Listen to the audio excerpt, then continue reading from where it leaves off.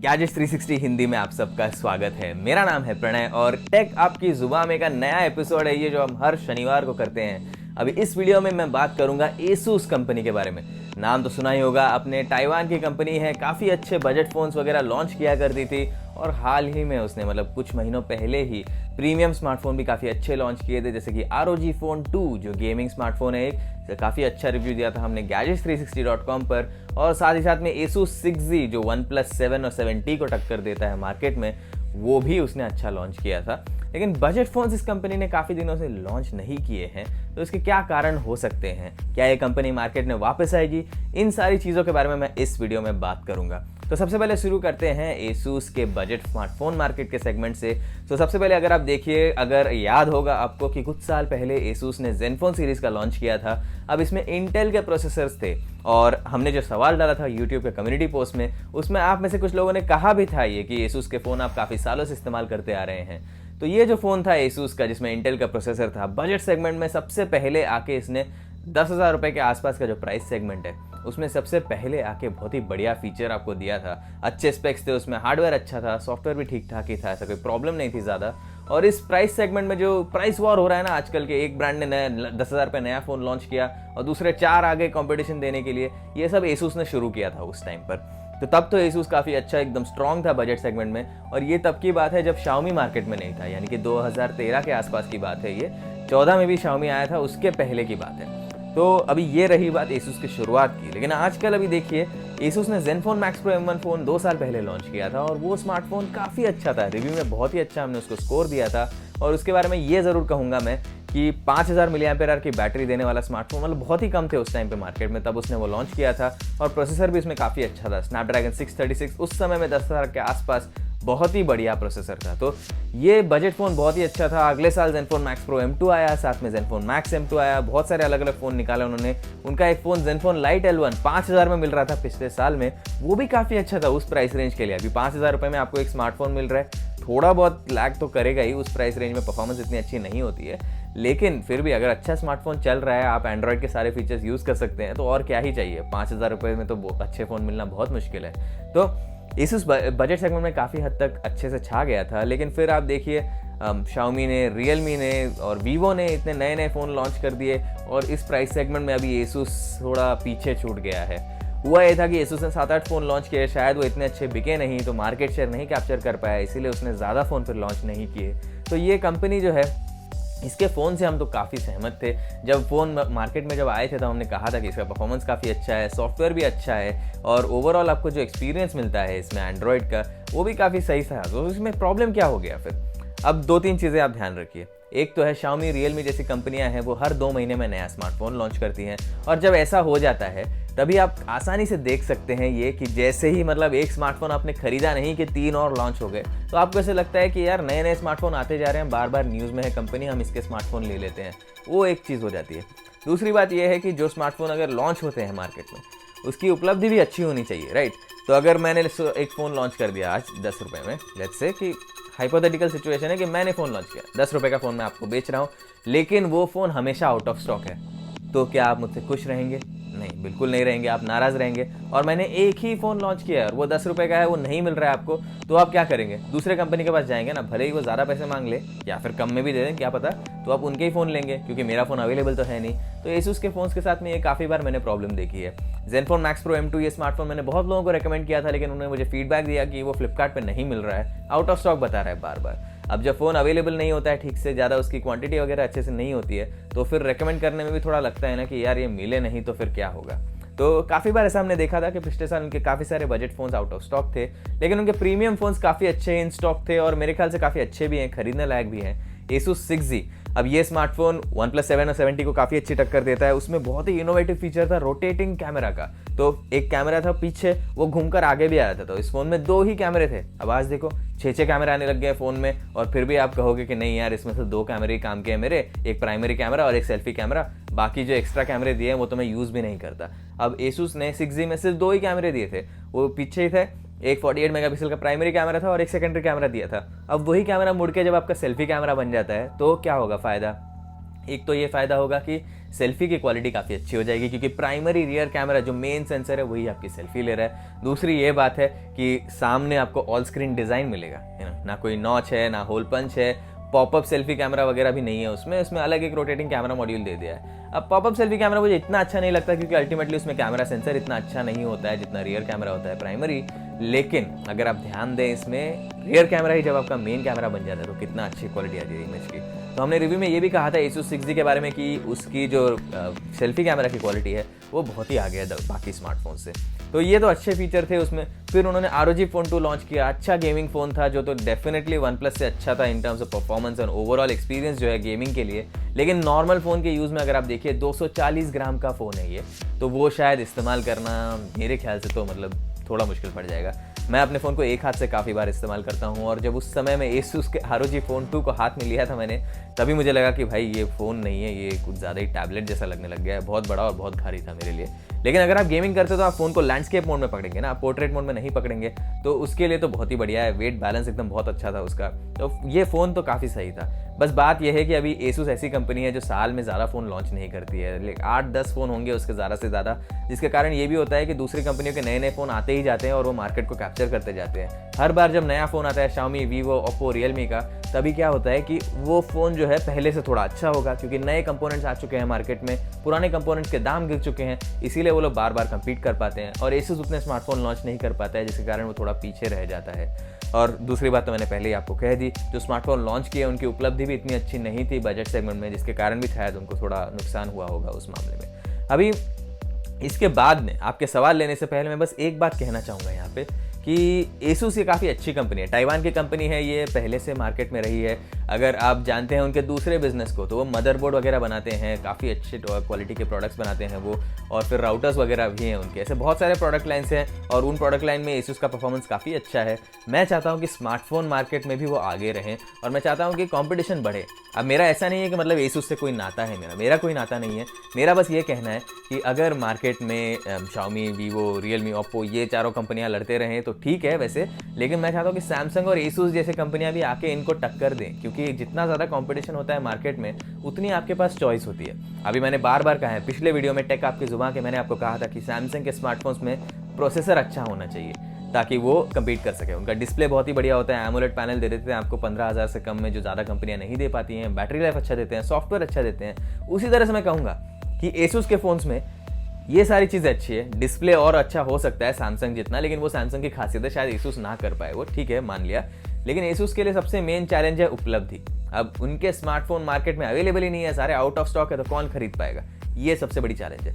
इसके अलावा अगर आप देखें तो Asus को ज़्यादा फ़ोन लॉन्च करने चाहिए, मेरे हिसाब से सस्ते में अच्छे फ़ोन लॉन्च करने चाहिए। Zenfone Max Pro M3 अभी तक आया नहीं है, उसके कोई रूमर्स वगैरह भी नहीं है। अगर वो Zenfone Max Pro M3 अच्छे प्राइस पर दे दे, 15,000 से कम में आपको अच्छी स्पेक्स के साथ दे दे, तो फिर मार्केट में काफ़ी सारे लोग उसको खरीदना चाहेंगे, ऐसा मुझे लगता है।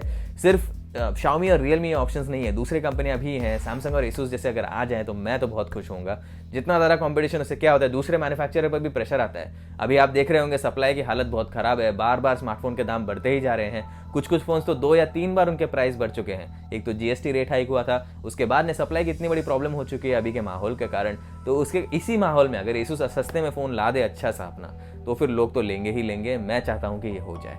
तो अभी इधर थोड़ा सा एक पॉज करेंगे और जल्दी से आपके सवाल देखने लग जाएंगे, क्योंकि हमने जो YouTube पर कम्युनिटी पोस्ट डाला था, काफ़ी सारे लोगों ने सवाल पूछा और उनके जवाब देने का तो फर्ज बनता है अभी, क्योंकि अभी इतना आपने एफर्ट लेके सवाल पूछा है, तो फिर वो तो अच्छा ही है ना, मतलब जवाब तो देना ही चाहिए आपको। तो चलिए शुरू करते। सबसे पहले जो सवाल आया उससे अभी 2 लोगों ने, अभिजीत और टेक्निकल गुरुदेव ने कहा है कि सही बात है, आपने सही बोला है जी, बात तो सही है, Asus के बारे में बात तो करना बनता ही है। चलो अभी हम सफ़र ने कहा है यहाँ पे कि Asus Max Pro M2 अच्छा सेट नहीं है, मैंने खरीदा और मैं पछता रहा हूँ।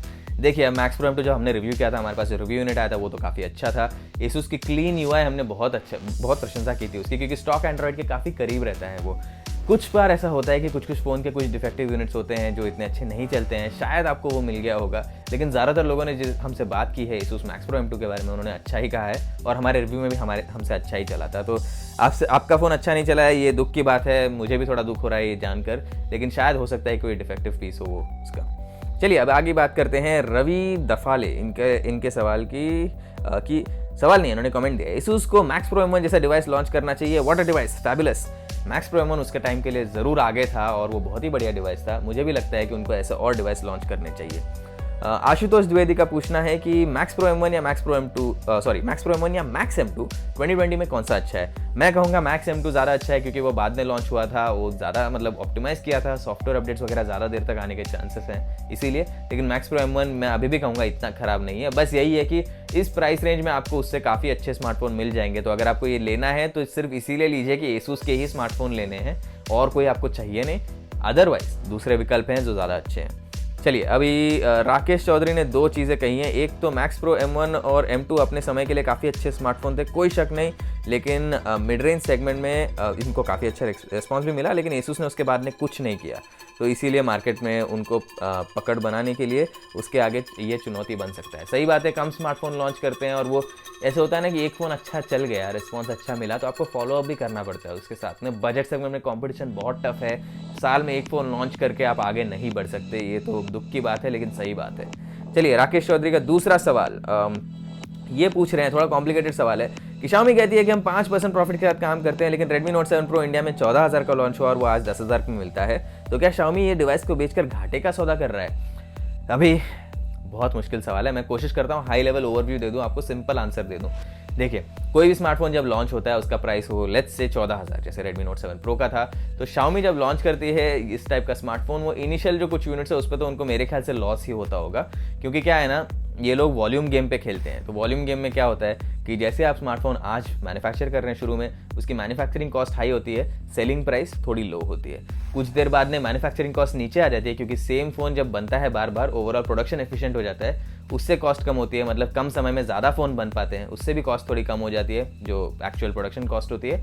और उसके साथ में मटीरियल्स की कॉस्ट भी ओवर टाइम कम हो जाती है। तो लेट्स से कि अभी इस एक फ़ोन में आपको नया प्रोसेसर मिला है, उसका दाम आज बढ़ गया है, 6 महीने बाद आप वही फ़ोन बेच रहे हैं उसी प्रोसेसर के साथ में, तो वो प्रोसेसर उस टाइम पे शायद सस्ता हो गया हो, जिसके कारण उसकी कॉस्ट कम हो जाती है। तो ओवर टाइम क्या होता है, कंपनी स्मार्टफोन पर प्रॉफिट बनाना शुरू कर देती है वॉल्यूम बेचकर। तो अगर Redmi Note 7 Pro बहुत अच्छा बिका है तो 6 महीने में बहुत ही बढ़िया प्रॉफिट बनाने लग जाएगी। और उसी के बाद में क्या होता है कि 6 महीने में नए स्मार्टफोन मार्केट में आ जाते हैं। Xiaomi कंपनी देख लेती है कि भाई नए स्मार्टफोन आ गए हैं मार्केट में, पुराने के प्राइसेस गिर गए हैं, तो क्या हम हमारे पुराने स्मार्टफोन का प्राइस कम कर सकते हैं? और इस सवाल का जवाब मिलने के बाद में वो अपना प्राइस डिस्काउंट कर देते हैं। कुछ केसेस में ऐसा भी होता है कि फ़ोन बहुत ही फ्लॉप हो जाता है, पूरा लॉस में चले जाता है, तब कंपनी इतना प्राइस कम कर देती है कि उसके स्टॉक्स क्लियर हो जाए। लेकिन Redmi Note 7 Pro ये तो बहुत ही बढ़िया हिट स्मार्टफोन था, तो इसीलिए ओवर टाइम उसकी प्रोडक्शन कॉस्ट कम हुई है, जिसके कारण Xiaomi कम प्राइस में बेच पा रही है। ये घाटे का सौदा कंपनी के लिए बिल्कुल नहीं है इस एग्जाम्पल में। ये मैंने हाई लेवल ओवरव्यू दिया है, इसमें थोड़ी बहुत बातें ऊपर नीचे हो सकती हैं, थोड़ी छोटी मोटी गलतियां हो सकती हैं, बट सिंप्लीफाइड एक्सप्लेनेशन देने के लिए थोड़ा तो करना पड़ता है इस तरह का, ये ओवर सिंप्लीफिकेशन जिसे कहते हैं।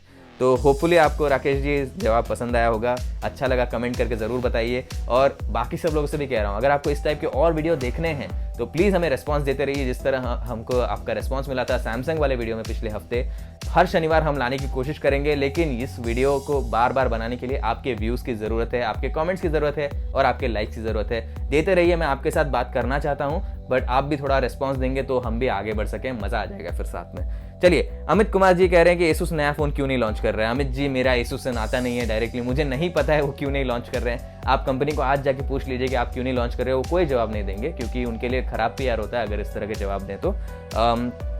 ये बात एक है कि बजट सेगमेंट में पता नहीं फ़ोन आ रहे हैं कि नहीं आ रहे हैं, मुझे कोई आइडिया नहीं है। प्रीमियम सेगमेंट में ज़रूर आ रहे हैं, उसकी बात करेंगे। दूसरे लोगों ने सवाल पूछे, उनके जवाब देते समय आपका भी जवाब दूंगा मैं, अमित कुमार।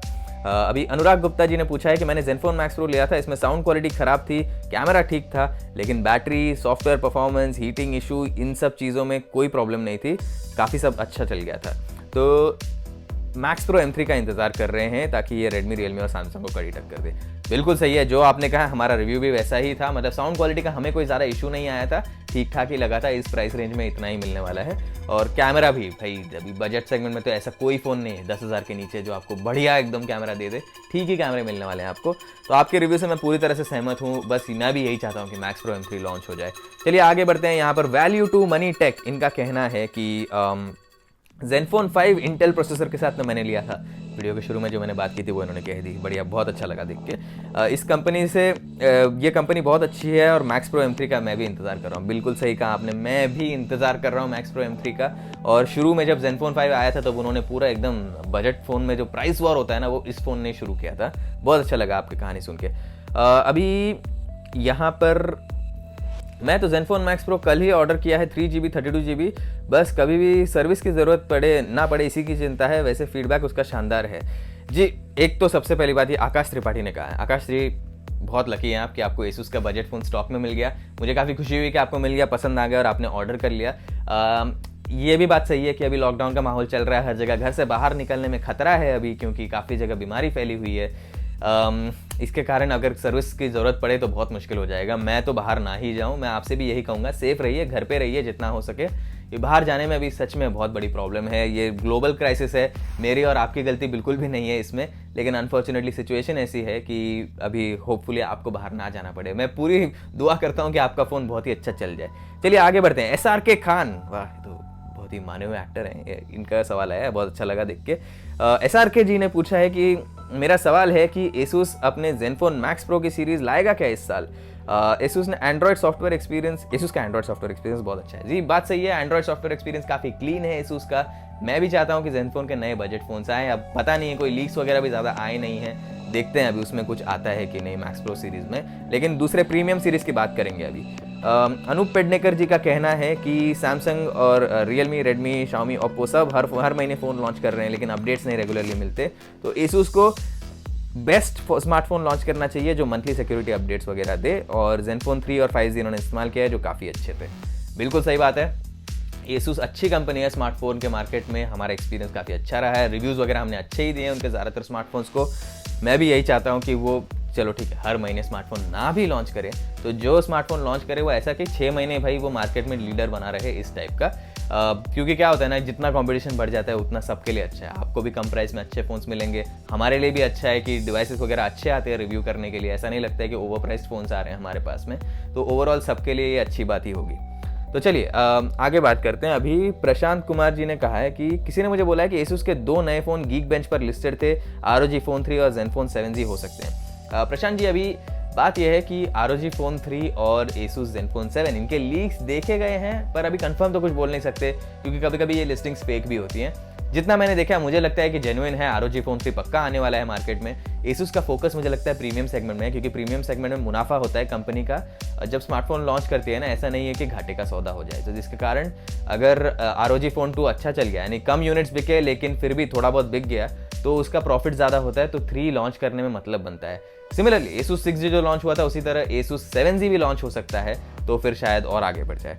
तो आप में से एक्चुअली काफ़ी लोगों ने पूछा है कि Asus नए फ़ोन क्यों नहीं लॉन्च कर रहा है, क्यों नहीं लॉन्च कर रहा है। उसका एक कारण शायद ये भी हो सकता है कि Zen मोबाइल एक भारतीय कंपनी है, उसके साथ Asus के साथ कुछ डिस्प्यूट हो गया था, कोर्ट केस में Zen मोबाइल जीत गया, तो Asus को Zen ये ब्रांड नेम इस्तेमाल करने की परमिशन नहीं मिली, तो उसके बाद में Asus का दबदबा थोड़ा कम हो गया है। तो शायद उस केस का भी कोई संबंध हो, अभी कोई कंफर्म बात तो है नहीं है।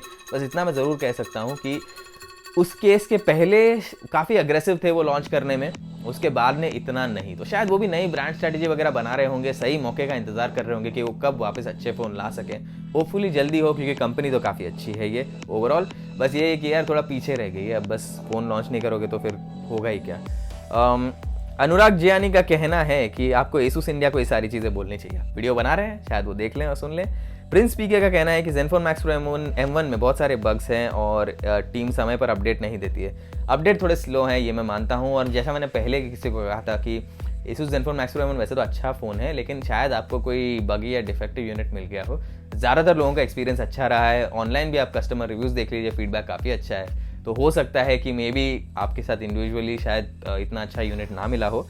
मुझे दुख हुआ ये पढ़कर, लेकिन अच्छा नहीं लगता जब किसी को हम फ़ोन बोलते हैं कि अच्छा है और वो लेते हैं, उनको उतना अच्छा एक्सपीरियंस नहीं मिलता है।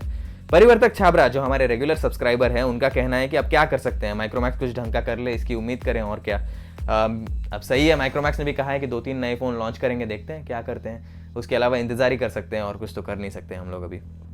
सुबोध कुमार का कहना है कि Asus Max Pro M3 का तो मैं भी इंतज़ार कर रहा हूँ, Max Pro M1 मेरे पास है, आप लोगों के पास भी कोई जानकारी नहीं है क्या? बिल्कुल नहीं है, मैं Asus कंपनी में काम तो नहीं करता हूँ और उन्होंने Max Pro M3 के बारे में कुछ कहा नहीं है। जितनी जानकारी मिली है लीक्स वगैरह के द्वारा, उसमें बजट फ़ोन की कोई लीक्स नहीं आई हैं, तो फिलहाल ज़्यादा कुछ कह नहीं सकते। होपफुली अगस्त वगैरह तक आ जाए ये फ़ोन, मैं भी चाह रहा हूँ कि लॉन्च हो जाए नया वाला। अभी राहुल कुमार इनका कहना है कि पता नहीं Asus फ़ोन लॉन्च क्यों नहीं कर रही है। Max Pro M1 और Max Pro M2 करके इसने Xiaomi को भी अच्छी टक्कर दी है। ऐसा बहुत ही लंबा कमेंट है, पूरा मैं भी पढ़ नहीं पाऊंगा, आई एम सॉरी। यूट्यूब के कम्युनिटी पोस्ट पर आप देख लेना अगर पूरा देखना है आपको तो।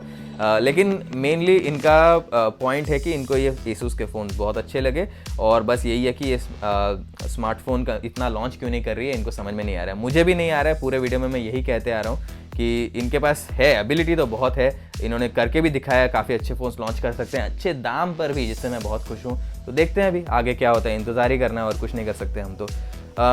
2-3 और सवाल है फिर ये वीडियो बंद कर देंगे हम। विनोद जाधव, जिनका कहना है कि फुल HD और HD+ वीडियो फ़ोन में क्या मूवी देखते वक्त फ़र्क पड़ता है या फिर कोई फ़र्क नहीं महसूस होता, प्लीज़ बताइए। विनोद जी देखिए, HD+ आपकी स्क्रीन है अगर और आप वीडियोज़ देख रहे हैं वर्सेस फुल HD+, थोड़ी बहुत क्रिस्पनेस वगैरह की मतलब जो होता है ना, इस पिक्चर क्वालिटी में थोड़ी बहुत फ़र्क तो दिखेगी। लेकिन मेनली मेरा अभी भी ये मानना है कि वीडियो देखते समय आपको उतना फ़र्क नहीं पता चलेगा रेजोल्यूशन के मामले में, जितना आपको UI वगैरह यूज़ करते समय पता चलेगा। तो आप मूवीज़ पूरा समय तो नहीं देखेंगे फ़ोन पे, आप स्वाइप डाउन स्वाइप ऊपर नीचे करेंगे, स्क्रीन पर देखेंगे आइकॉन्स कौन से हैं, ऐप खोलेंगे, उस सारी चीज़ में आपको बहुत ज़्यादा फर्क दिखाई देगा। ब्लरी हो जाते हैं आइकन्स वगैरह, थोड़े बिल्कुल भी शार्पनेस नहीं रहती है। और अगर आपने एक भी बार फुल HD+ रेजोल्यूशन वाला फ़ोन यूज़ किया है तो आपको बिल्कुल मज़ा नहीं आएगा, ऐसा मेरा कहना है। तो एक्सपीरियंस करके देख लीजिए आप, फिर आपको पता चल जाएगा फ़र्क क्या है। अगर ऑप्शन है, बजट है आपका फुल HD+ स्क्रीन वाला लेने का फ़ोन, तो मैं कहूँगा वही लीजिए। HD+ में क्या होता है कि बैटरी लाइफ काफ़ी बार आपको थोड़ी अच्छी मिल जाती है, क्योंकि डिस्प्ले का रेजोल्यूशन कम होता है तो बैटरी पे उतना स्ट्रेन नहीं आता है और गेमिंग वगैरह करते समय CPU पे भी ज़्यादा स्ट्रेस नहीं आता है। तो HD+ स्मार्टफोन्स इस यूसेज के लिए ठीक है। लेकिन अगर आप मूवीज़ वगैरह देखने वाले हैं, ओवरऑल आप डिस्प्ले का ज़्यादा इस्तेमाल करने वाले हैं, यूज़ करेंगे ऐप्स वगैरह, तो फुल HD+ रहेगा तो ज़्यादा ही अच्छा रहेगा। चलिए अभी आगे बढ़ते हैं। गुलाम गौस जी का कहना है, सर Asus की तरफ से Max Pro M1 का जैसा कोई नया मोबाइल लॉन्च करने की कोई लीक है? अभी तो नहीं यार, बट अभी हो जाएगा तो देख लेते हैं अभी। आखिरी सवाल सागर भदौड़िया का, इन्होंने पूछा कि LG V40 Think अगर 30K के अराउंड मिलता है तो कैसी डील रहेगी? LG V40 Think अच्छा फ़ोन है, 30K के आसपास काफ़ी अच्छा प्राइस है उसके लिए, लेकिन मार्केट थोड़ा आगे बढ़ चुका है अभी, दूसरे काफ़ी सारे अच्छे अच्छे स्मार्टफोन आ रहे हैं उसमें। हमने कल ही एक वीडियो किया था जिसमें कहा था कि OnePlus का नया एक सस्ता स्मार्टफोन आ सकता है इस प्राइस रेंज में, तो उसका भी इंतजार कीजिए, देख लीजिए कैसा होता है मार्केट कुछ दिनों में, और उसके बाद में आप देख लिए कि LG V40 आप लेना चाहते हैं या नहीं, क्योंकि बहुत अच्छे स्मार्टफोन से बहुत टफ कंपटीशन है और थोड़ा पुराना स्मार्टफोन जब प्राइस ड्रॉप होता है ना उसका, तब नए फ़ोन से बहुत ही कड़ी टक्कर होती है, तो इसीलिए एक बार देख लेना खरीदने से पहले। तो आपके सारे सवाल तो मैंने आज जवाब दे दिए, 29 सवाल थे, सारे के सारे मैंने कवर कर लिए। अगले वीडियो में भी प्लीज़ आपके सवाल भेजते रहना, अगर रिस्पॉन्स अच्छा आया तो हम और एपिसोड्स करते ही रहेंगे। मैं चाहता हूं कि पूरे साल हम हर हफ्ते एक सैटरडे को अपना टेक आपकी जुबान का नया एपिसोड लेके आएँ। अगर आपको भी ऐसा लगता है तो कमेंट के द्वारा हमें ज़रूर बताइए। टेक्नोलॉजी की और जानकारी चाहते हैं तो hindi.gadgets360.com पर ज़रूर जाइए। वीडियो अच्छा लगा आपको तो प्लीज़ कमेंट करके बताइए, लाइक भी कीजिए इसे और ज़रूर हमारे चैनल पर सब्सक्राइब कीजिए ताकि आपको ऐसे वीडियो मिलते रहें। देखने के लिए बहुत बहुत धन्यवाद।